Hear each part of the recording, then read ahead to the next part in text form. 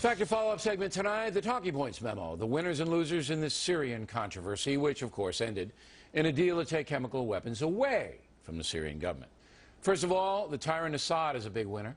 USA could have pulverized his military machine, but because of the so-called compromise, the USA will not bomb him. Therefore, Assad remains in power, fighting the vicious civil war protected by Russia. And that country is the other big winner in the Syrian situation. Putin inserted himself as a compromiser, even though it is Putin who's supplying Assad with weapons and encouragement. So Putin is telling the world he'll help take chemical weapons away from his pal. But many are skeptical, as they should be. Nevertheless, Putin is a winner because he's calling the shots, so to speak. Other winners, Congress, because it will not have to vote to humiliate the president. Whether you like Barack Obama or not, emasculating him in front of the world, not a good thing for the USA.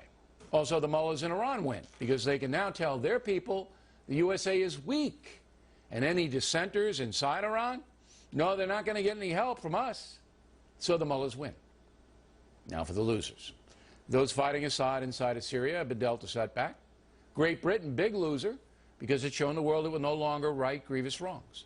Finally, President Obama, who has looked weak throughout the entire mess. Even if you like the president, you must admit his leadership is faltering. According to a new ABC News poll, just 36% of Americans approve of the way Mr. Obama handled Syria. In addition, there's been some unbelievable hypocrisy.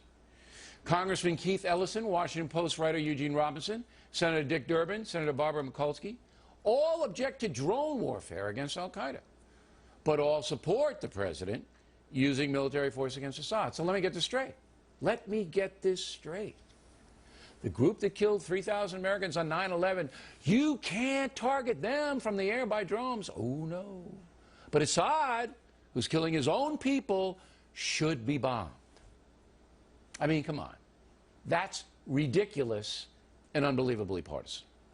When human lives are on the line, politics should not be. As Talking Boys predicted last week, there will be no military strike against Assad, even if he doesn't give up all his gas. That story's over. And we Americans do not have another military conflict. That is a good thing. But most of the other stuff surrounding the Syrian story is anything but good.